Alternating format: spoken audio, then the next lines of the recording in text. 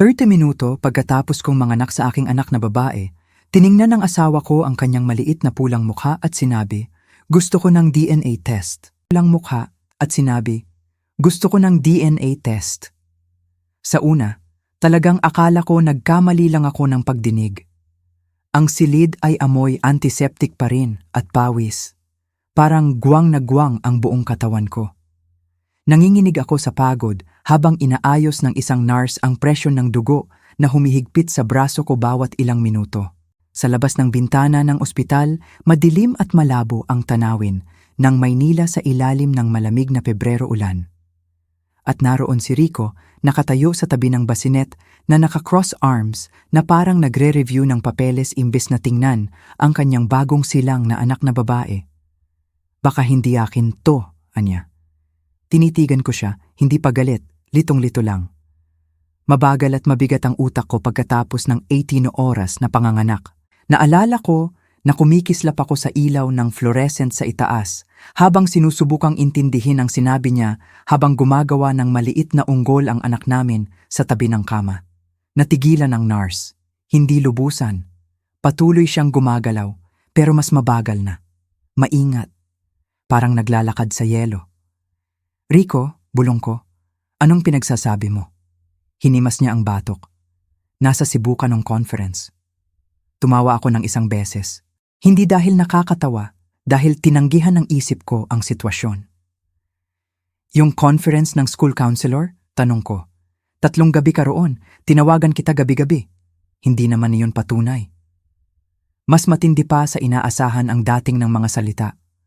Tiningnan ko si Pilar, ang biyenan ko, na nakaupo malapit sa bintana sa isa sa mga matigas na upuan ng ospital na may foam cup ng kape sa kamay.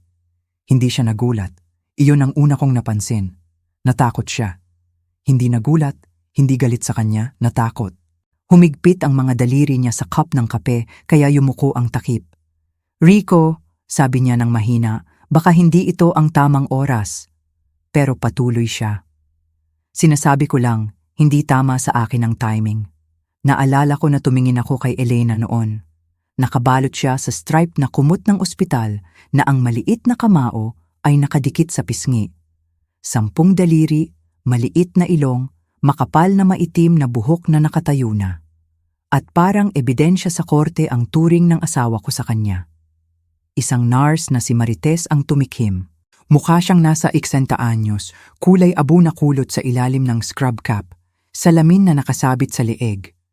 "Sir," sabi niya ng maingat, "katatapos lang manganak ng asawa mo, mahigit 1 oras na ang nakalipas." Nagkibit balikat si Rico. Hindi ako nagsisisi sa sino man. Nagtatanong lang ako ng katiyakan. Sana masabi ko na sumabog ako. Hindi. Iyon ang kakaiba sa kahihiyan. Minsan hindi ito dumadating ng sabay-sabay. Minsan dumarating ito ng tahimik, piraso-piraso, hanggang bigla kang hindi makahinga ng maayos. Tiningnan ko si Rico, talagang tiningnan. Ang lalaking kasal ko ng 11 taon. Ang lalaking humawak sa kamay ko sa 2 pagkakakuha. Ang lalaking umiyak sa parking lot ng Olive Garden, 3 taon na ang nakalipas pagkatapos ng isa pang nabigong fertility treatment. At ngayon narito siya, tinitingnan ako na parang babaeng hindi niya lubusang pinagkakatiwalaan. Sumama ang sikmura ko. "Akala mo ba niloko kita?" tanong ko. Hindi siya direktang sumagot. Malapit sa conception window ang conference na iyon. Conception window. Sinabi niya ito na parang nagbabasa mula sa medical chart. Parang lumamig ang isang bagay sa loob ko. Biglang tumayo si Pilar. "Rico, sapat na." Pero hindi rin niya pinansin. Karapatan kong malaman ang katotohanan. Iyon ang tumama. Hindi ang paratang, hindi ang timing, kundi ang kahambugan. Parang siya ang biktima sa silid na iyon. Dahan-dahang inabot ko ang telepono ko sa tray table sa tabi ng kama. Nanginginig ng husto ang mga kamay ko kaya halos mahulog ito.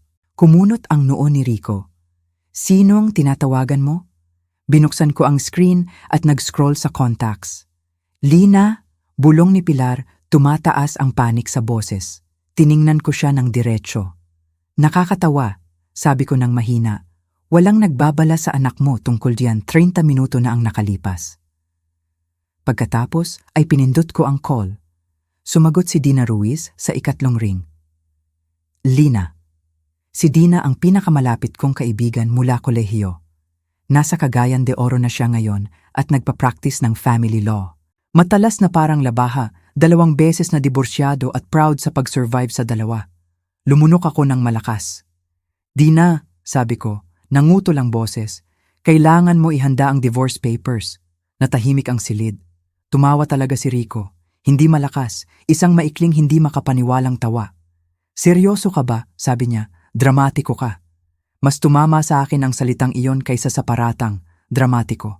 18 oras akong naglabor. May IV pa sa braso ko. Halos hindi ako makakaupo nang walang sakit na sumasakit sa katawan. At ako pa ang dramatiko. Biglang tumalas ang boses ni Dina sa telepono. Anong nangyari? Patuloy kong tinitigan si Rico. Humingi ng DNA test ang asawa ko kalahating oras pagkatapos ipanganak ang anak namin. May sandaling katahimikan. Pagkatapos ay sabi ni Dina ng kalmado, papunta ako bukas. Umikot ang mata ni Rico at lumakad patungo sa bintana. Katawa-tawa ito. Parang mahihimatay si Pilar. Dahan-dahang naupo siyang muli at pinindot ang mga daliri sa noo. Lina, bulong niya, pakiusap, hintayin mo ang resulta bago ka mag-imbestiga. Imbestiga. Nanatili sa akin ang salitang yon. Hindi pakikipaglaban, hindi pag-alis. Imbestiga. Napansin ko rin na napansin yon ni Marites. Tahimik na inayos ng nurse ang kumot ni Elena bago lumapit sa akin.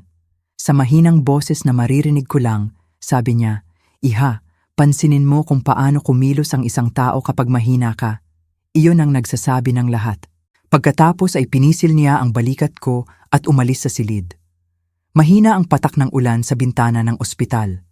Nakatayo si Rico na nakatalikod sa akin habang tinitingnan ang telepono na parang normal lang ang lahat.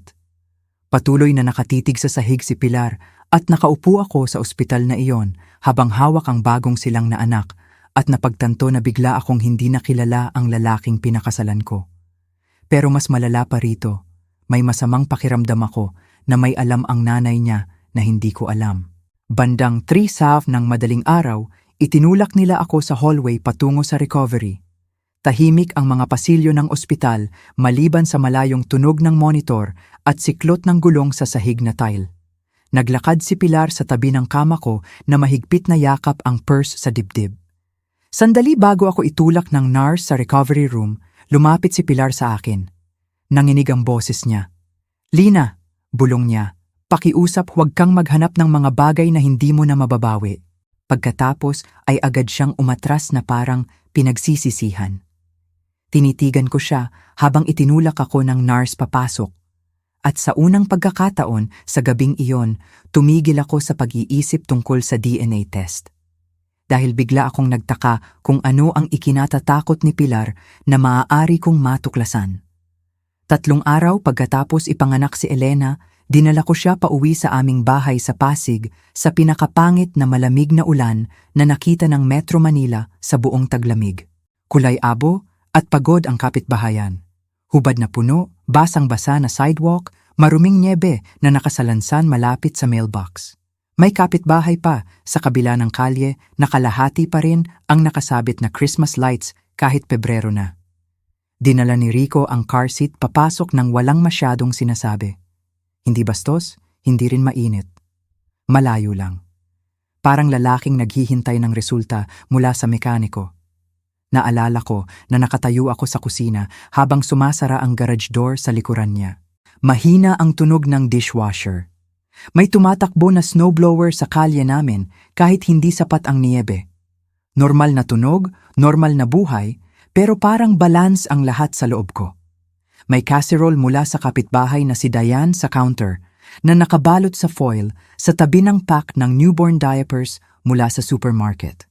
May nag-iwan ng bulaklak mula sa simbahan malapit sa lababo. Lumulutang pa rin ang congratulations balloons malapit sa dining table at parang patay na ang kasal ko. Umiyak si Elena bandang 1 ng gabi habang sinusubukan kong intindihin ang pagpapasuso sa 100 beses. Walang nagsasabi sa'yo kung gaano ito nakakapagod sa simula. Ang buong buhay mo ay nasusukat sa ounces, burping. At kung may tae na ba ang isa pang tao kamakailan. Nakaupo ako sa nursery glider na half awake habang nagkukulit si Elena sa dibdib ko. Nakatayo si Rico sa pintuan. Dapat i-schedule natin ang test sa linggong ito, sabi niya. Dahan-dahang tumingala ako. Hindi dahil hindi ko narinig, kundi dahil hindi ko talaga makapaniwala na binabanggit niya ito ulit habang tumutulo ang gatas sa Dayton Dragons t-shirt ko at 90 minuto lang ang tulog ko. Talaga bang akala mo niloko kita? Buntong hininga siya na parang ako ang nagpapahirap. Kailangan natin ng linaw. May linaw naman. Hindi mo alam yon. Tahimik akong natawa sa sarili, hindi masayang tawa. Ang uri na ginagawa ng mga tao kapag napagtanto nilang wala na sa realidad ang usapan. Naka-cross arms si Rico. Tingnan mo, kapag bumalik ang lahat, pwede na tayong magpatuloy. Magpatuloy. Parang ako ang pansamantalang problema na plano niyang lutasin. Tiningnan ko si Elena na natutulog sa akin at biglang may kakaibang naramdaman, hindi na sakit ng puso, kundi distansya. Parang nagsisimula na akong emosyonal na lumayo sa kanya. Kakilakilabot ang unang linggo sa bahay, hindi dahil sa baby, kundi sa atmosfera. Pansamantala nang natulog si Rico sa guest room. Sabi niya nakakaistorbo sa trabaho ang iyak ni Elena, pero alam ko ang totoo. Gusto niya ng espasyo mula sa akin habang hinihintay ang mahalagang DNA results. At kahit walang direktang paratang sa publiko, naikalat niya ang suspisyon sa lahat. Nagsimulang mag-vibrate ang telepono ko sa kakaibang mensahe. Iniisip ko ang pamilya mo sa stressful season na ito. Dumadaan ang kasal sa mahihirap na panahon.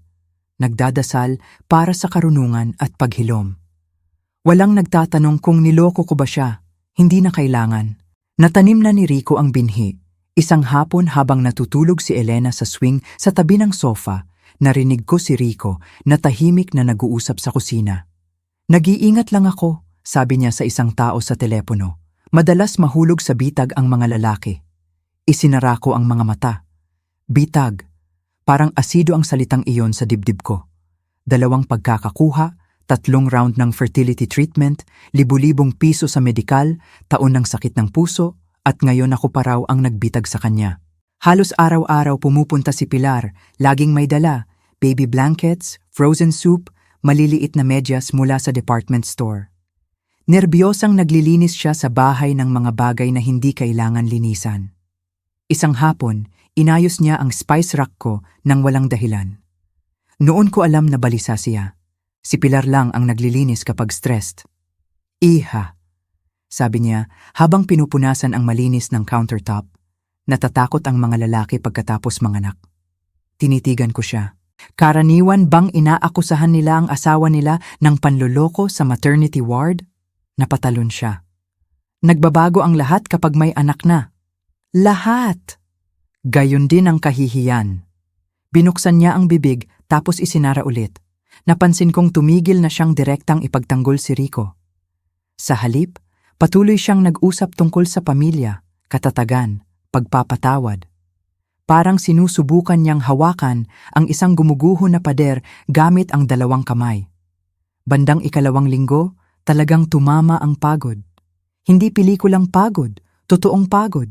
Ang uri na umiiyak ka dahil nahulog ang kutsara. 4 na araw na hindi ko maayos na nahugasan ang buhok. Masakit pa rin ang tahi tuwing mabilis akong tumayo. Lagi nang gustong sumuso si Elena at bawat silid sa bahay ay amoy formula, laundry detergent at malamig na kape. Isang gabi, umuwi si Rico na may dala na bulaklak mula sa palengke. Dilaw na carnations, yung murang klase malapit sa counter. Akala ko pwede tayong magkaroon ng magandang gabi, sabi niya. Halos matawa ako sa 30 minuto pagkatapos kong manganak sa aking anak na babae. Tiningnan ng asawa ko ang kanyang maliit na pulang mukha at sinabi, gusto ko ng DNA test. Sa una, talagang akala ko nagkamali lang ako ng pagdinig. Ang silid ay amoy antiseptic pa rin at pawis. Parang guwang na guwang ang buong katawan ko. Nanginginig ako sa pagod habang inaayos ng isang nurse ang presyo ng dugo na humihigpit sa braso ko bawat ilang minuto. Sa labas ng bintana ng ospital, madilim at malabo ang tanawin ng Maynila sa ilalim ng malamig na Pebrero ulan. At naroon si Rico, nakatayo sa tabi ng basinet na naka-cross arms na parang nagre-review ng papeles imbes na tingnan ang kanyang bagong silang na anak na babae. Baka hindi akin to, aniya. Tinitigan ko siya, hindi pa galit, litong-lito lang. Mabagal at mabigat ang utak ko pagkatapos ng 18 na oras na panganganak. Naalala ko na kumikislap ako sa ilaw ng fluorescent sa itaas habang sinusubukang intindihin ang sinabi niya habang gumagawa ng maliit na ungol ang anak namin sa tabi ng kama. Natigilan ng nurse, hindi lubusan, patuloy siyang gumagalaw pero mas mabagal na. Maingat, parang naglalakad sa yelo. Rico, bulong ko. Anong pinagsasabi mo? Hinimas niya ang batok. Nasa Cebu ka nung conference. Tumawa ako ng isang beses. Hindi dahil nakakatawa, dahil tinanggihan ng isip ko ang sitwasyon. Yung conference ng school counselor? Tanong ko. 3 gabi ka roon. Tinawagan kita gabi-gabi. Hindi naman iyon patunay. Mas matindi pa sa inaasahan ng dating ng mga salita. Tiningnan ko si Pilar, ang biyanan ko, na nakaupo malapit sa bintana sa isa sa mga matigas na upuan ng ospital na may foam cup ng kape sa kamay. Hindi siya nagulat. Iyon ang una kong napansin. Natakot siya. Hindi nagulat, hindi galit sa kanya. Natakot. Humigpit ang mga daliri niya sa cup ng kape kaya yumuko ang takip. Rico, sabi niya ng mahina, baka hindi ito ang tamang oras. Pero patuloy siya. Sinasabi ko lang, hindi tama sa akin ang timing. Naalala ko na tumingin ako kay Elena noon. Nakabalot siya sa striped na kumot ng ospital na ang maliit na kamao ay nakadikit sa pisngi. 10 daliri, maliit na ilong, makapal na maitim na buhok na nakatayo na. At parang ebidensya sa korte ang turing ng asawa ko sa kanya. Isang nurse na si Marites ang tumikhim. Mukha siyang nasa 60 anyos. Kulay abo na kulot sa ilalim ng scrub cap, salamin na nakasabit sa leeg. Sir, sabi niya ng maingat, katatapos lang manganak ng asawa mo, mahigit 1 oras na ang nakalipas. Nagkibit balikat si Rico. Hindi ako nagsisisi sa sinuman, nagtatanong lang ako ng katiyakan. Sana masabi ko na sumabog ako. Hindi, iyon ang kakaiba sa kahihiyan. Minsan, hindi ito dumadating ng sabay-sabay. Minsan, dumarating ito ng tahimik, piraso-piraso, hanggang bigla kang hindi makahinga ng maayos. Tiningnan ko si Rico, talagang tiningnan. Ang lalaking kasal ko ng 11 taon. Ang lalaking humawak sa kamay ko sa 2 pagkakakuha. Ang lalaking umiyak sa parking lot ng Olive Garden, 3 taon na ang nakalipas pagkatapos ng isa pang nabigong fertility treatment. At ngayon narito siya, tinitingnan ako na parang babaeng hindi niya lubusang pinagkakatiwalaan. Sumama ang sikmura ko. Akala mo ba niloko kita? Tanong ko. Hindi siya direktang sumagot. Malapit sa conception window ang conference na iyon. Conception window. Sinabi niya ito na parang nagbabasa mula sa medical chart. Parang lumamig ang isang bagay sa loob ko. Biglang tumayo si Pilar. Rico, sapat na. Pero hindi rin niya pinansin. Karapatan kong malaman ang katotohanan. Iyon ang tumama. Hindi ang paratang, hindi ang timing, kundi ang kahambugan. Parang siya ang biktima sa silid na iyon. Dahan-dahang inabot ko ang telepono ko sa tray table sa tabi ng kama. Nanginginig ng husto ang mga kamay ko kaya halos mahulog ito. Kumunot ang noo ni Rico. Sinong tinatawagan mo? Binuksan ko ang screen at nag-scroll sa contacts. Lina? Bulong ni Pilar, tumataas ang panik sa boses. Tiningnan ko siya ng diretso. Nakakatawa, sabi ko ng mahina, walang nagbabala sa anak mo tungkol dyan 30 minuto na ang nakalipas. Pagkatapos ay pinindot ko ang call. Sumagot si Dina Ruiz sa 3 ring. Lina. Si Dina ang pinakamalapit kong kaibigan mula kolehiyo. Nasa Cagayan de Oro na siya ngayon at nagpa-practice ng family law. Matalas na parang labaha, 2 beses na diborsyado at proud sa pag-survive sa 2. Lumunok ako ng malakas. Dina, sabi ko, nangutol ang boses. Kailangan mo ihanda ang divorce papers. Natahimik ang silid. Tumawa talaga si Rico. Hindi malakas, isang maikling hindi makapaniwalang tawa. Seryoso ka ba? Sabi niya. Dramatiko ka. Mas tumama sa akin ang salitang iyon kaysa sa paratang. Dramatiko. 18 oras akong nag-labor. May IV pa sa braso ko. Halos hindi ako makakaupo ng walang sakit na sumasakit sa katawan. At ako pa ang dramatiko. Biglang tumalas ang boses ni Dina sa telepono. Anong nangyari? Patuloy kong tinitigan si Rico. Humingi ng DNA test ang asawa ko kalahating oras pagkatapos ipanganak ang anak namin. May sandaling katahimikan. Pagkatapos ay sabi ni Dina ng kalmado, "Papunta ako bukas." Umikot ang mata ni Rico at lumakad patungo sa bintana. Katawa-tawa ito. Parang mahihimatay si Pilar. Dahan-dahang naupo siyang muli at pinindot ang mga daliri sa noo. "Lina," bulong niya, "pakiusap, hintayin mo ang resulta bago ka mag-imbestiga." Imbestiga. Nanatili sa akin ang salitang iyon. Hindi pakikipaglaban, hindi pag-alis. Imbestiga. Napansin ko rin na napansin iyon ni Marites. Tahimik na inayos ng nurse ang kumot ni Elena bago lumapit sa akin. Sa mahinang boses na maririnig ko lang, sabi niya, "Iha, pansinin mo kung paano kumilos ang isang tao kapag mahina ka. Iyon ang nagsasabi ng lahat." Pagkatapos ay pinisil niya ang balikat ko at umalis sa silid. Mahina ang patak ng ulan sa bintana ng ospital. Nakatayo si Rico na nakatalikod sa akin habang tinitingnan ng telepono na parang normal lang ang lahat. Patuloy na nakatitig sa sahig si Pilar at nakaupo ako sa ospital na yon habang hawak ang bagong silang na anak at napagtanto na bigla akong hindi nakilala ang lalaking pinakasalan ko.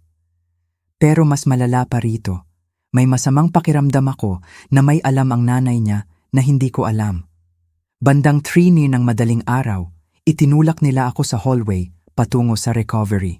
Tahimik ang mga pasilyo ng ospital maliban sa malayong tunog ng monitor at siklot ng gulong sa sahig na tile. Naglakad si Pilar sa tabi ng kama ko na mahigpit na yakap ang purse sa dibdib. Sandali bago ako itulak ng nurse sa recovery room, lumapit si Pilar sa akin. Nanginig ang boses niya. "Lina," bulong niya, "pakiusap huwag kang maghanap ng mga bagay na hindi mo na mababawi." Pagkatapos ay agad siyang umatras na parang pinagsisisihan. Tinitigan ko siya habang itinulak ako ng nurse papasok. At sa unang pagkakataon sa gabing iyon, tumigil ako sa pag-iisip tungkol sa DNA test. Dahil bigla akong nagtaka kung ano ang ikinatatakot ni Pilar na maaari kong matuklasan. 3 araw pagkatapos ipanganak si Elena, dinala ko siya pauwi sa aming bahay sa Pasig sa pinakapangit na malamig na ulan na nakita ng Metro Manila sa buong taglamig. Kulay abo at pagod ang kapitbahayan. Hubad na puno, basang-basa na sidewalk, maruming niyebe na nakasalansan malapit sa mailbox.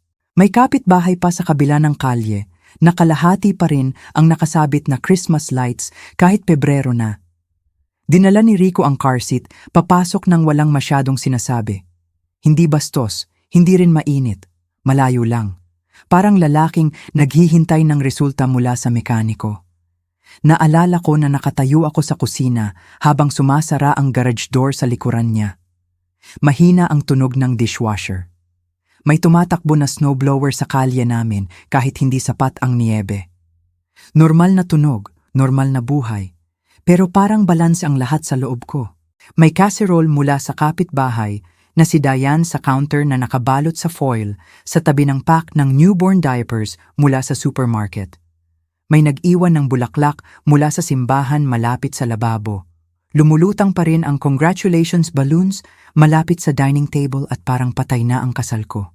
Umiyak si Elena bandang 6 ng gabi habang sinusubukan kong intindihin ang pagpapasuso sa 100 beses. Walang nagsasabi sa'yo kung gaano ito nakakapagod sa simula. Ang buong buhay mo ay nasusukat sa ounces, burping, at kung may tae na ba ang isa pang tao kamakailan. Nakaupo ako sa nursery glider na half awake habang nagkukulit si Elena sa dibdib ko. Nakatayo si Rico sa pintuan. "Dapat ischedule natin ang test sa linggong ito," sabi niya. Dahan-dahang tumingala ako. Hindi dahil hindi ko narinig, kundi dahil hindi ko talaga makapaniwala na binabanggit niya ito ulit habang tumutulo ang gatas sa Dayton Dragons t-shirt ko at 90 minuto lang ang tulog ko. Talaga bang akala mo niloko kita? Buntong hininga siya na parang ako ang nagpapahirap. Kailangan natin ng linaw. May linaw naman. Hindi mo alam iyon. Tahimik akong natawa sa sarili, hindi masayang tawa. Ang uri na ginagawa ng mga tao kapag napagtanto nilang wala na sa realidad ang usapan. Naka-cross arms si Rico. Tingnan mo, kapag bumalik ang lahat, pwede na tayong magpatuloy. Magpatuloy. Parang ako ang pansamantalang problema na plano niyang lutasin. Tiningnan ko si Elena na natutulog sa akin at biglang may kakaibang naramdaman. Hindi na sakit ng puso, kundi distansya. Parang nagsisimula na akong emosyonal na lumayo sa kanya. Kakilakilabot ang unang linggo sa bahay, hindi dahil sa baby, kundi sa atmosfera. Pansamantala nang natulog si Rico sa guest room. Sabi niya nakakaistorbo sa trabaho ang iyak ni Elena, pero alam ko ang totoo. Gusto niya ng espasyo mula sa akin habang hinihintay ang mahalagang DNA results. At kahit walang direktang paratang sa publiko, naikalat niya ang suspisyon sa lahat. Nagsimulang mag-vibrate ang telepono ko sa kakaibang mensahe. Iniisip ko ang pamilya mo sa stressful season na ito. Dumadaan ang kasal sa mahihirap na panahon. Nagdadasal para sa karunungan at paghilom. Walang nagtatanong kung niloko ko ba siya. Hindi na kailangan. Natanim na ni Rico ang binhi. Isang hapon, habang natutulog si Elena sa swing sa tabi ng sofa, narinig ko si Rico na tahimik na nag-uusap sa kusina. Nag-iingat lang ako, sabi niya sa isang tao sa telepono. Madalas mahulog sa bitag ang mga lalaki. Isinara ko ang mga mata. Bitag. Parang asido ang salitang iyon sa dibdib ko. 2 pagkakakuha, 3 round ng fertility treatment, libu-libong piso sa medical, taon ng sakit ng puso, at ngayon ako pa raw ang nagbitag sa kanya. Halos araw-araw pumupunta si Pilar, laging may dala, baby blankets, frozen soup, maliliit na medyas mula sa department store. Nerbiyosang naglilinis siya sa bahay ng mga bagay na hindi kailangan linisan. Isang hapon, inayos niya ang spice rack ko ng walang dahilan. Noon ko alam na balisa siya. Si Pilar lang ang naglilinis kapag stressed. Iha. Sabi niya habang pinupunasan ang malinis ng countertop. Natatakot ang mga lalaki pagkatapos manganak. Tinitigan ko siya. Karaniwan bang inaakusahan nila ang asawa nila ng panloloko sa maternity ward? Napatalon siya. Nagbabago ang lahat kapag may anak na. Lahat. Gayon din ang kahihiyan. Binuksan niya ang bibig tapos isinara ulit. Napansin kong tumigil na siyang direktang ipagtanggol si Rico. Sa halip, patuloy siyang nag-usap tungkol sa pamilya, katatagan, pagpapatawad. Parang sinusubukan niyang hawakan ang isang gumuguho na pader gamit ang 2 kamay. Bandang 2 linggo, talagang tumama ang pagod. Hindi pelikulang pagod, totoong pagod. Ang uri na umiiyak ka dahil nahulog ang kutsara. 4 na araw na hindi ko maayos na nahugasan ang buhok. Masakit pa rin ang tahi tuwing mabilis akong tumayo. Lagi nang gustong sumuso si Elena at bawat silid sa bahay ay amoy formula, laundry detergent at malamig na kape. Isang gabi, umuwi si Rico na may dala na bulaklak mula sa palengke. Dilaw na carnations, yung murang klase malapit sa counter. Akala ko pwede tayong magkaroon ng magandang gabi, sabi niya. Halos matawa ako sa kahangalan. 3 oras na ang nakalipas, nag-text siya kung papayag akong pumirma sa papeles para sa DNA lab. Ngayon bumili siya ng murang bulaklak na parang nag-aayos lang ng maliit na away tungkol sa groceries. Naupo siya sa tabi ko sa sofa habang tahimik na tumutugtog ang ESPN sa background. Natutulog si Elena sa hita ko. Alam mo, sabi niya nang maingat, kapag bumalik ng maayos ang lahat, pwede nating kalimutan ito. Tumingin ako ng dahan-dahan sa kanya. Kapag, hinimas niya ang mukha. Lina, huwag mo ngang baluktutin ang sinasabi ko. Hindi, sabi ko ng mahina. Ikaw na ang nagbaluktot ng sobra. Agad siyang tumayo na iritado. Ito mismo ang ibig kong sabihin. Lahat ay nagiging drama sa iyo lately. Naroon na naman, drama, emosyonal, walang katiyakan. Ang mga maliliit na trick sa salita na nagpapaduda sa mga babae sa sariling reaksyon. Mabilis akong tumayo para ilipat si Elena sa bassinet at halos mawalan ng balanse. Tumagilid ang bote na nakakabit sa breast pump at natapon ang gatas sa open laptop ni Rico na nasa coffee table. "Ano ba?" singhal niya. Agad niyang hinawakan ang computer. Hindi si Elena, hindi ako. Ang computer. "Alam mo ba kung gaano kamahal ito?" Tumingin ako sa natutulog na anak namin. Pagkatapos ay sa kanya na nagpapanik sa electronics habang 3 talampakan ang layo ng bagong silang. At may tumigas ng permanente sa loob ko. Bandang hating gabi noon, biglang dumating si Pilar na may dalang bag ng second-hand baby clothes. "Mga gamit mula sa kaibigan sa simbahan," paliwanag niya. Halos wala na akong lakas para makipag-argumento.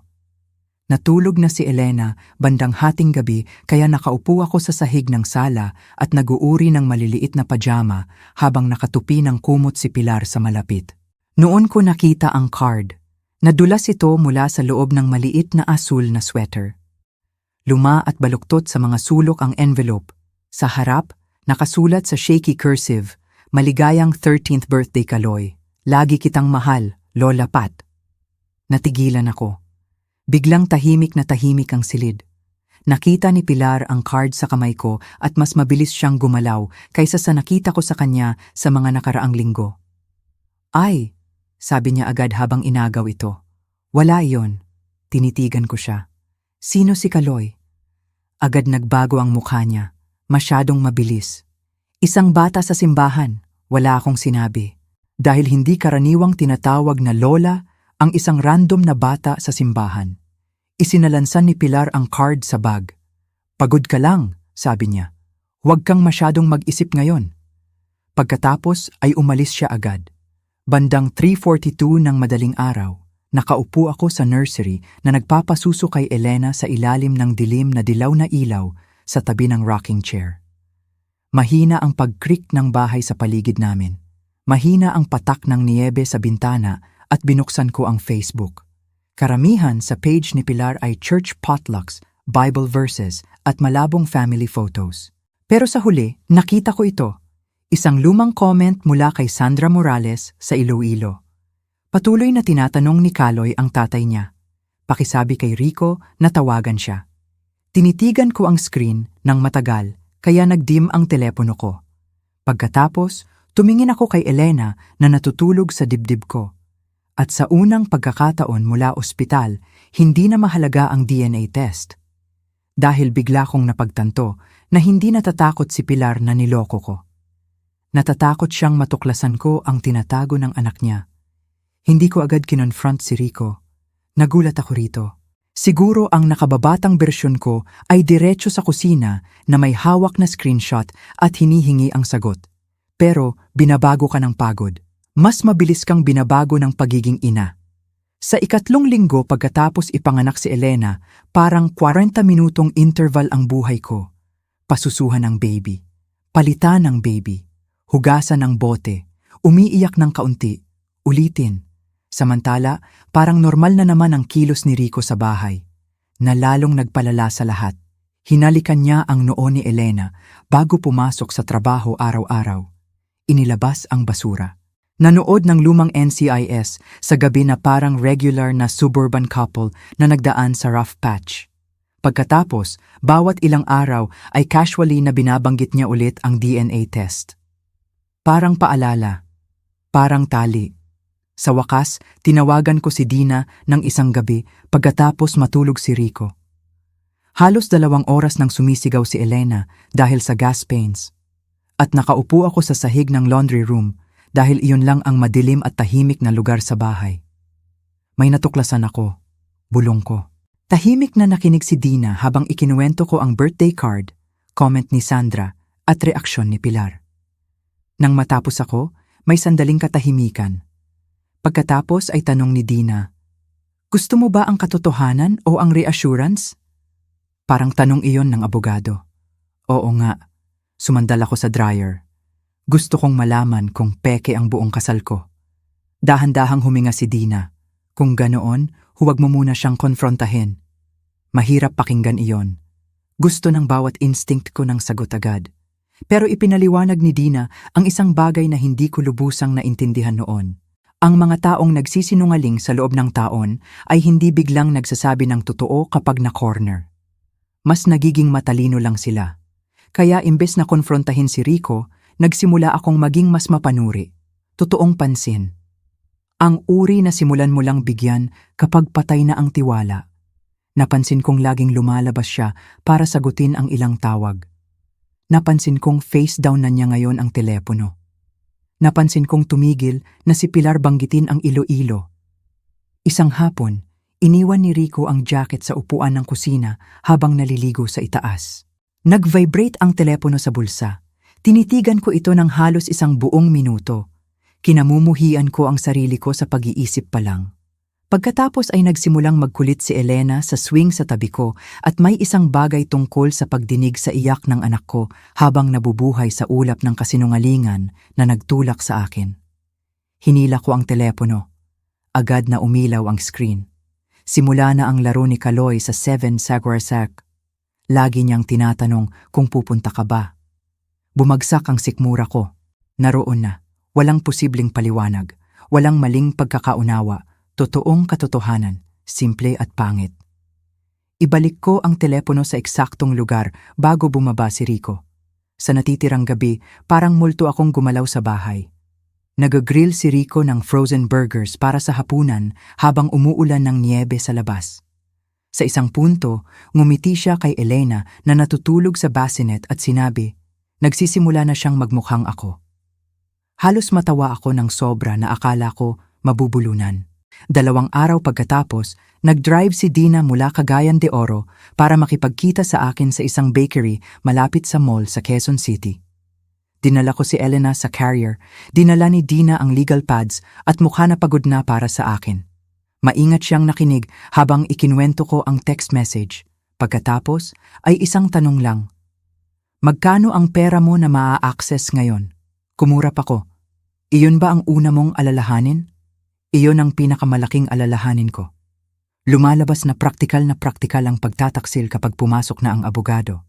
Ipinaliwanag ni Dina na kung may nakatagong pamilya si Rico sa ibang lugar, malamang may nakatagong pera rin. At tama siya. Sa loob ng 1 linggo, natuklasan namin na halos 900,000 ang nawawala sa joint savings. Sabi ni Rico, temporary financial planning lang.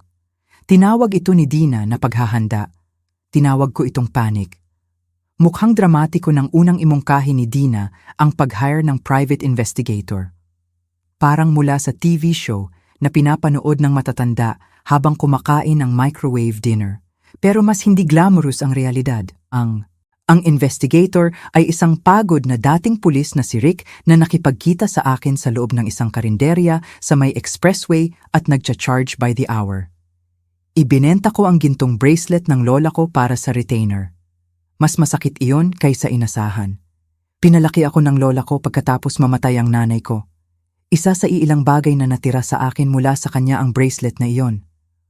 Umupo ako sa sasakyan sa labas ng tindahan ng alahas pagkatapos at umiyak habang natutulog si Elena sa likod. Hindi dahil sa pera.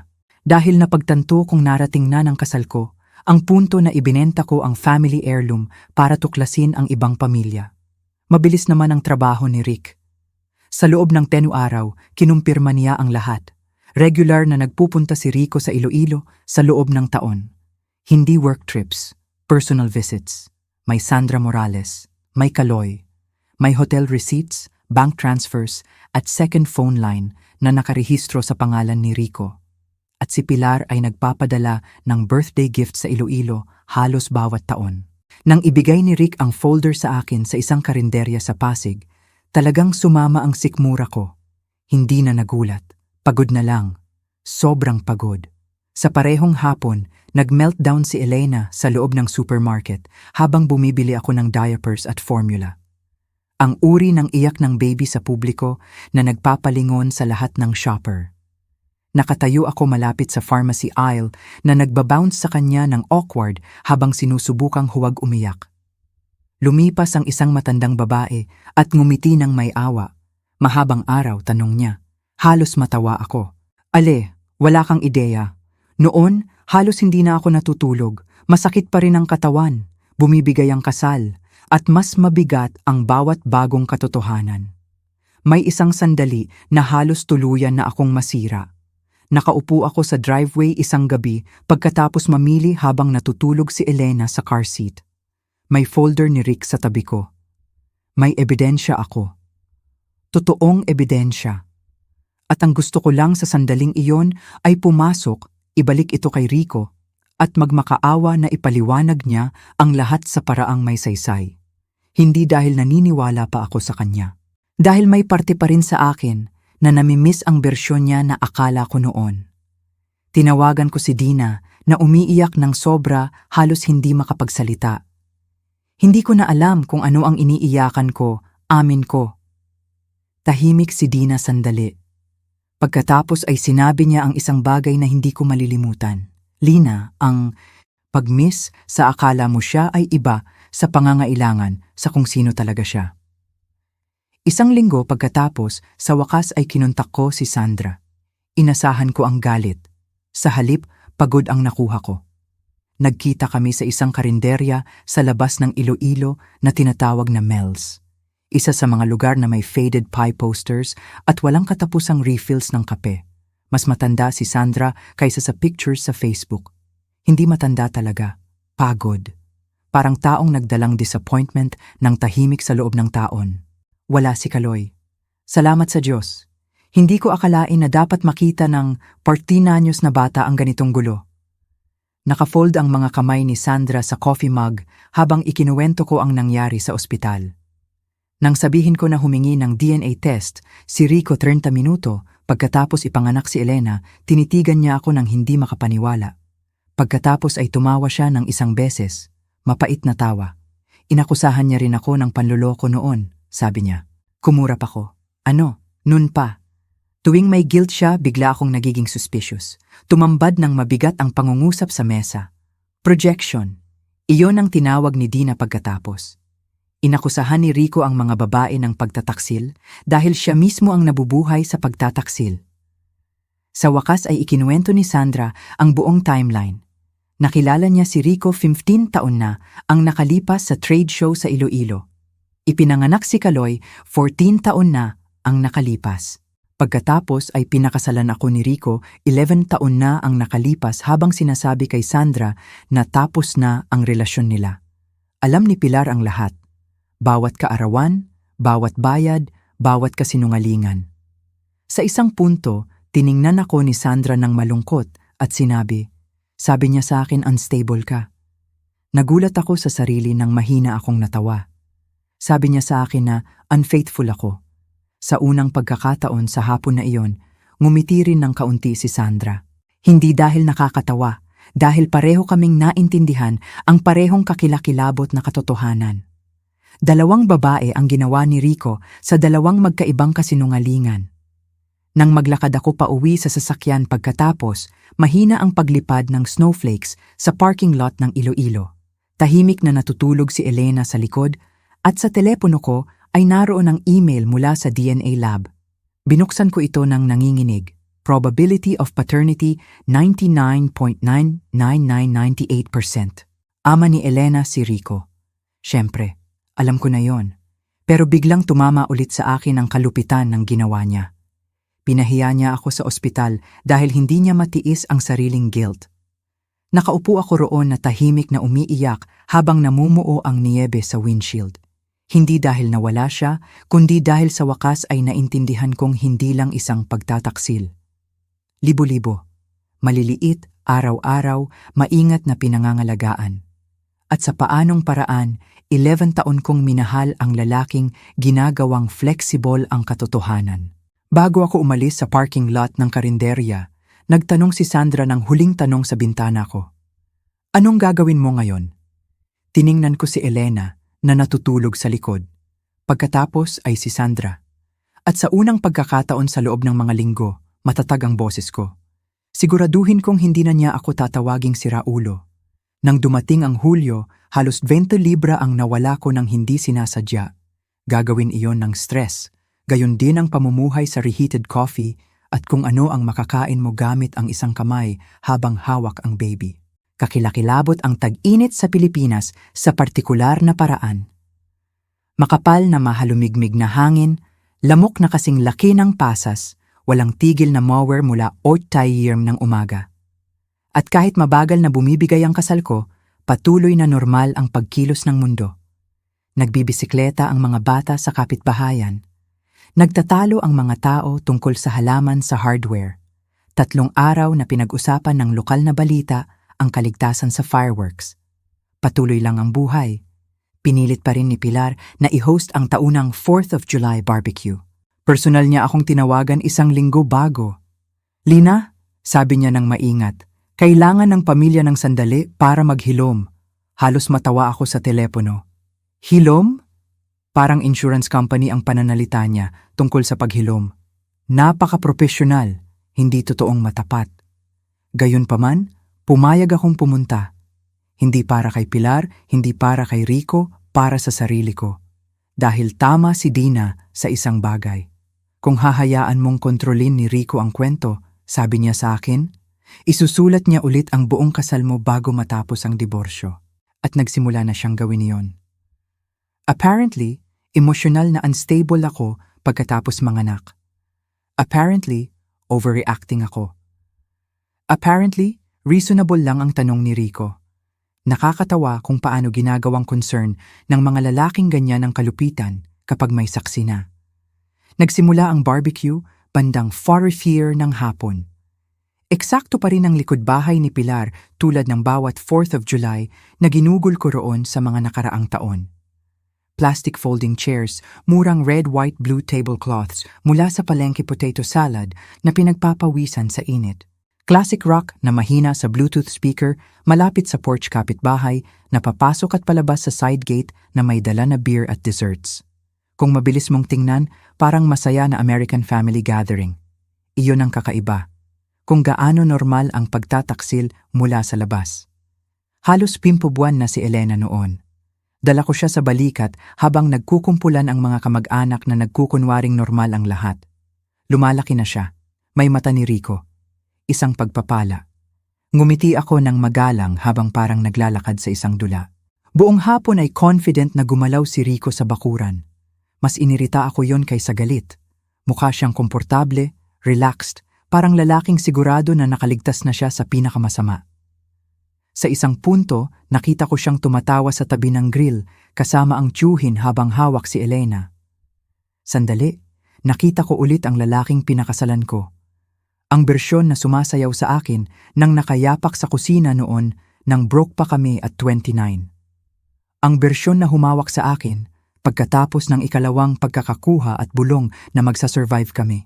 Sa patinig na tumama sa akin ang memoryang iyon, kaya lumayo ako patungo sa patio dahil nakakalito ang lungkot kapag ang taong nanakit din ang nagbigay ng ilan sa pinakamasayang alaala. Dumating si Sandra bandang 6:30. Tahimik, walang dramatic entrance. Silver Honda lang na huminto sa curb sa labas ng bahay ni Pilar. Siya lang muna. Nasa sasakyan si Kaloy dahil ayaw naming madamay siya sa gulo ng matatanda kung hindi kailangan. Naka-jeans, sandals at plain green blouse si Sandra. Walang flashy, walang theatrical. Mukha siyang nerbiyoso. Ako rin naman. Nakita siya ni Pilar sa kusina window at halos mahulog ang tray ng hamburger buns. Iyon ang sandali na alam kong naintindihan niya na hindi na ito maaayos. Hindi pa napansin ni Rico si Sandra. Busy siya sa pagpe-perform. Bandang 7:30, pagkatapos kumain ng mga tao, tumayo si Rico malapit sa patio na may hawak na beer. Pagkatapos ay mahina niyang tinapik ang kutsara sa baso. Nananatili pa rin sa ulo ko ang tunog na yon. Clink, clink, clink, natahimik ang lahat. Maputla na si Pilar. Masikip ang ngiti ni Rico. "Well," sabi niya, "siguro dapat na nating linawin ang ilang chismis." Naramdaman ko si Elena na gumalaw sa dibdib ko. Humigit ang humidity sa balat. May malayong putok ng fireworks sa Maynila. Dumating na ang DNA results, anunsyo ni Rico. Nagpalitan ng awkward glances ang ilang kamag-anak. Pagkatapos ay mas malapad ang ngiti niya. Akin si Elena. Ilang tao ang pumalakpak ng magalang, hindi masigla, mas relieved kaysa masaya. At pagkatapos ay ginawa ni Rico ang pinakamalaking pagkakamali sa buhay niya. Tiningnan niya ako ng diretso at sinabi, "At dahil naniniwala ako na dapat bigyan ng second chance ang pamilya, handa akong patawarin si Lina sa lahat ng stress na dulot ng sitwasyong ito." Natahimik ang bakuran. Talagang naramdaman kong bumagal ang tibok ng puso ko, hindi bumilis, bumagal. Dahil biglang nawala ang lahat ng duda. Dahan-dahang tumayo ako habang inaayos si Elena sa balikat. "Rico," sabi ko ng kalmado, "salamat sa pagbanggit ng pagpapatawad." Bahagyang nawala ang ngiti niya. Dahil bago mag-usap ang sino man dito tungkol sa pagpapatawad, patuloy ko, dapat nilang malaman ang katotohanan. Mahigpit na bulong ni Pilar, "Lina, hindi ko siya pinansin." Nagbigay si Rico ng pagod na tawa na parang ikinahihiya ko ang sarili. "Huwag mong gawin ito," babala niya ng mahina. Tiningnan ko siya ng matagal. Pagkatapos ay sinabi ko ang pinakatotoong naramdaman ko sa mga buwan. "Inakusahan mo ako ng panloloko habang dumudugo pa ako sa ospital. Wala ka ng karapatang magpasya kung ano ang hindi komportable." Walang gumalaw, walang nagsalita. Kahit ang mga batang tumatakbo na may sparklers ay biglang mas tahimik. Inabot ko sa purse ang telepono. Tinulungan ako ni Dina na iorganisa ng maayos. Walang sigawan, walang gulo, mga katotohanan lang. I-connect ko ang telepono sa TV sa likod bahay ni Pilar na nakakabit sa porch. Agad na lumabas ang unang imahe sa screen. Ang DNA results ni Elena, 99.9998% probability of paternity. Agad na umikot ang mata ni Rico. "Alam na natin yan." "Oo," sabi ko ng mahina. "Ngayon lipat tayo sa bahaging nakalimutan mong banggitin." Sumunod ang bank transfers, hotel receipts, phone records, pictures ni Rico na pumapasok sa apartment building ni Sandra sa Iloilo. Naging nakakaduwal ang katahimikan sa bakuran. Dahan-dahang ibinaba ni Chogari ang beer. Isa sa church friends ni Pilar ay bulong, "Diyos ko!" Mabilis na lumapit sa akin si Rico. "Pinakialaman mo ang private records ko?" Halos matawa ako. Iyon ang alalahanin niya. Privacy. Hindi pagsisinungaling, hindi pagtataksil. Privacy. Sa wakas ay lumakad si Sandra mula malapit sa side gate. Natigilan si Rico nang makita siya. Talagang natigilan. Sa unang pagkakataon sa taon, nakita ko ang tunay na takot sa mukha niya. Tiningnan siya ni Sandra ng diretsyo. Pagkatapos ay sabi niya ng mahina, "Sabi mo sa akin tapos na ang kasal mo noon pa." Walang nagsalita. Biglang naupo si Pilar sa folding chair na parang nawalan ng lakas ang tuhod. Mabilis naman ang pag-recover ni Rico. Karaniwan ng ganoon ang mga lalaking katulad niya. "Binabaluktot ito," singhal niya. "Kaibigan lang si Sandra noon." Tinitigan siya ni Sandra nang hindi makapaniwala. Kaibigan na tinatawag na tatay ng anak niya. Tumama ng malakas iyon. Pisikal mong mararamdaman ang pagbabago sa bakuran pagkatapos ng pangungusap na iyon. Desperadong tumingin si Rico sa paligid na naghahanap ng suporta. Karamihan ay umiwas sa tingin maliban kay Pilar. Umiiyak na siya ng bukas. "Pat?" tanong ni Chogari ng dahan-dahan. "Alam mo ba ito?" Tinakpan ni Pilar ang bibig na nanginginig ang mga daliri. Sinusubukan kong panatilihin ang pamilya. Sa wakas ay tiningnan ko siya ng diretsyo. "Hindi," sabi ko ng mahina. "Tinulungan mo siyang pamahalaan ang dalawang pamilya." Biglang itinuro ako ni Rico. Emosyonal siya, katatapos lang manganak. Isang malupit na tawa ni Sandra. "Iyon din ang sinabi mo sa akin tungkol sa kanya." At naroon ang pattern. Parehong manipulasyon, ibang babae. Napagtanto ni Rico nang huli na magkakamukha ng sobra ang kanyang mga kasinungalingan. Bulong ng isa niyang pinsan, "Diyos ko." Nagiging pula na ang mukha ni Rico. "Sinira mo ang lahat," singhal niya sa akin. Dahan-dahang umiling ako. "Hindi, Rico. Tumigil na ako sa pagprotekta rito." Pagkatapos ay ibinigay ko sa kanya ang divorce papers, totoong papel. Pinilit iyon ni Dina. Minsan kailangan ng timbang ng realidad. Tinitigan niya ito nang hindi hinahawakan. Sa paligid namin, sumabog ang fireworks sa kabila ng mga puno ng kapitbahayan. Maliit na pula at ginto na refleksyon sa TV screen sa likod bahay ni Pilar. Wala nang festive. Wala nang komportable. Mabuti. Sa wakas, sa kanya na ang discomfort. Nang lumiko ako patungo sa driveway na dala si Elena, sumigaw si Rico sa likuran ko. Pagsisihan mo ito. Huminto ako sa tabi ng gate. Pagkatapos ay tumingin ako sa lalaking ginugol ng buwan sa paggawa sa akin na tanungin ang sariling katinuan. Ang tanging pagsisisi ko ay hindi ko agad na pagtanto na pag-amin pala ang iyong paratang. Pagkatapos ay umalis ako. Walang dramatic music, walang palakpakan, humid na hangin ng Pilipinas at putok ng fireworks sa ibang selebrasyon habang inilalagay ko ang anak ko sa car seat na nanginginig ang kamay. Habang nagdadrive palayo sa bahay ni Pilar, inasahan ko ang tagumpay. Ang naramdaman ko sa halip ay pagod. Relief din, pero higit sa lahat pagod. Dahil glamorous ang tunog ng revenge kapag pinag-uusapan online. Sa totoong buhay, parang papeles, panic attacks, at pagpigil sa pag-iyak sa stoplight habang natutulog ang baby sa likod. 6 na buwan pagkatapos ng 4th of July, barbecue kami ni Elena ay naninirahan sa isang 2-bedroom townhouse sa Muntinlupa na may beige carpeting. Manipis na pader at kusina na sobrang liit na maaari kong buksan ang ref o dishwasher pero hindi pareho. Sa totoo lang, kinamuhian ko ito sa una. Hindi dahil pangit, kundi dahil simbolo ito ng kabiguan sa isip ko.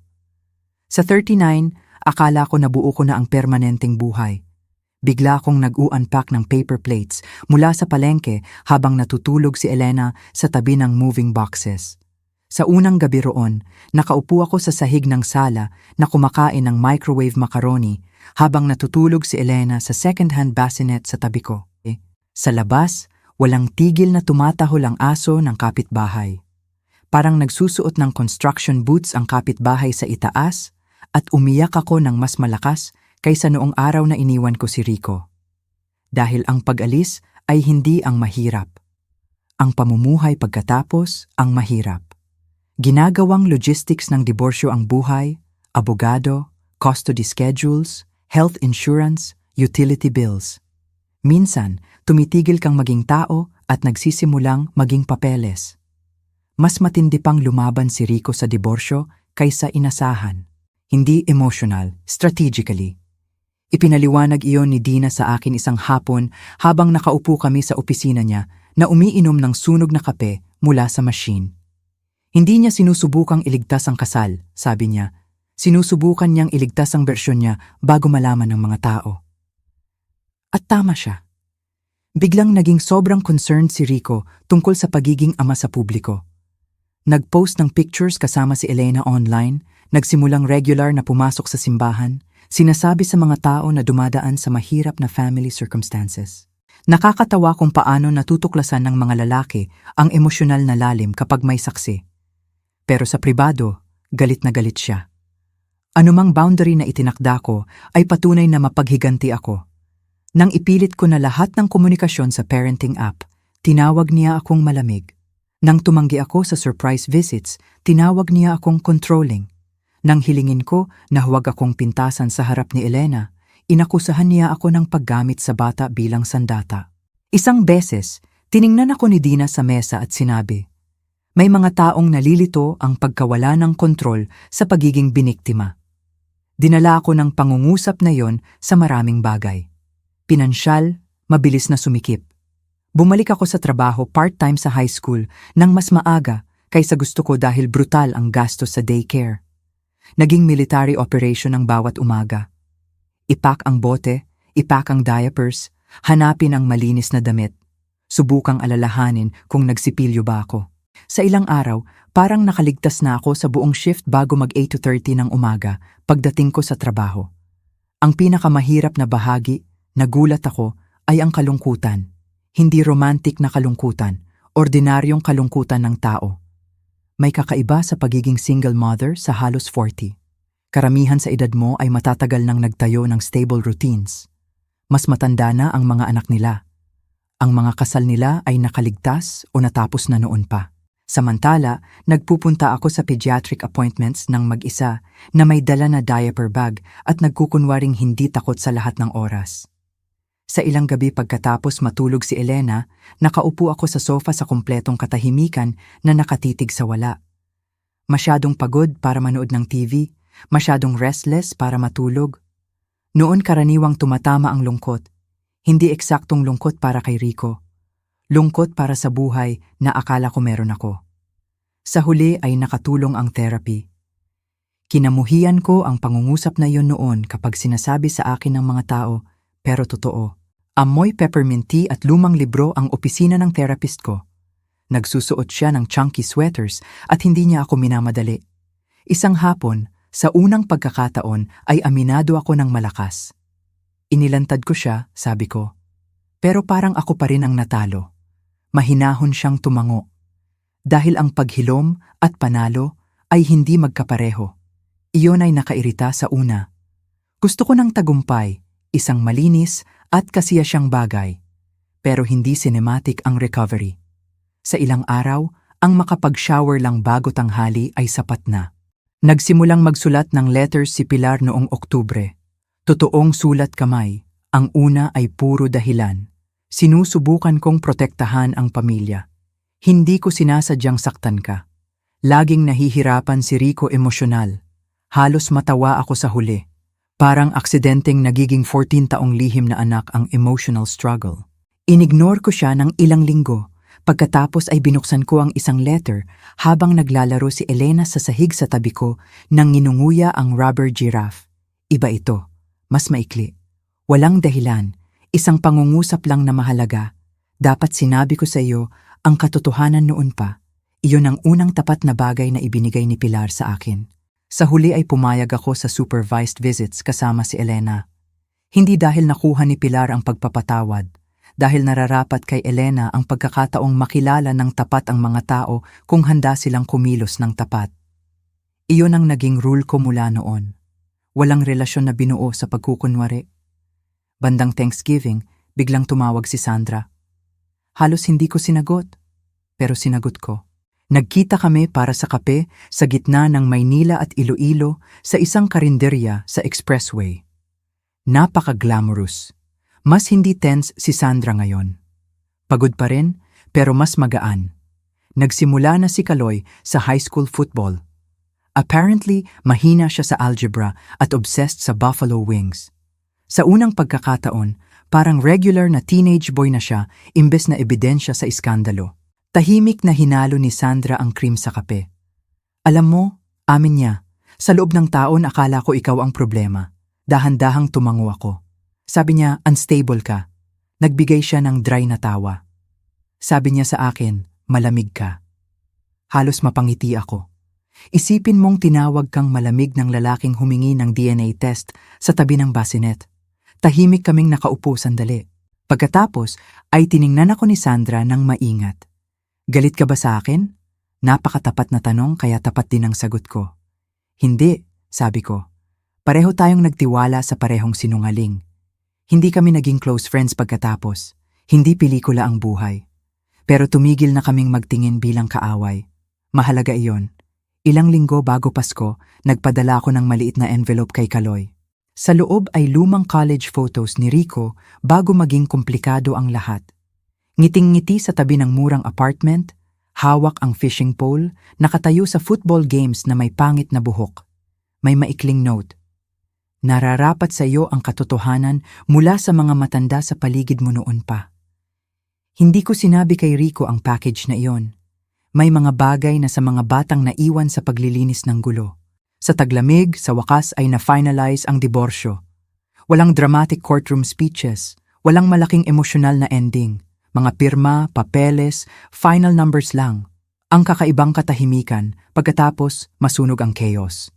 Isang gabi noong Enero, nakaupo ako malapit sa bintana ng townhouse na nanonood ng pagkahulog ng niyebe habang natutulog si Elena sa itaas. Parang malambot at payapa ang buong kapitbahayan sa ilalim ng streetlights. At sa unang pagkakataon sa halos 1 taon, napagtanto kong hindi na ako naghihintay ng sakuna. Ang pakiramdam na iyon lang ay sulit sa lahat. Naririnig ng mga tao ang kwento ko at inaakala na ang revenge ay tungkol sa pagsira sa isang tao. Sa totoo lang, hindi. Hindi ang tunay na revenge. Ang tunay na revenge ay ang pagtangging hayaang tukuyin ng iba ang halaga mo pagkatapos nilang subukang sirain ito. Ito ay muling pagtatayo ng payapang buhay kahit nakakahiya ang pagsisimula ulit. Ito ay pagkatuto na mas ligtas ang mag-isa kaysa sa sinungalingan araw-araw. At marahil ang pinakamahalaga, pag-unawa na hindi laging impresibo ang itsura ng survival habang ginagawa mo ito.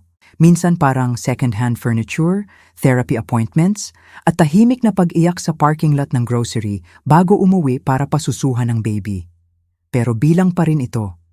Kung kailangan mo nang muling itayo ang buhay pagkatapos ng pagtataksil, sana tandaan mo ito. Ang pagsisimula ulit sa huling bahagi ng buhay ay hindi kabiguan. Minsan, ito ang unang tapat na desisyon mo sa loob ng taon. At kung may ibig sabihin sa iyo ang kwentong ito, gusto kong marinig ang iyong mga saloobin sa ibaba. May isang tao roon na nakaupo sa sariling sasakyan ngayong gabi na nagtatanong kung sapat ang lakas niya para magsimula ulit.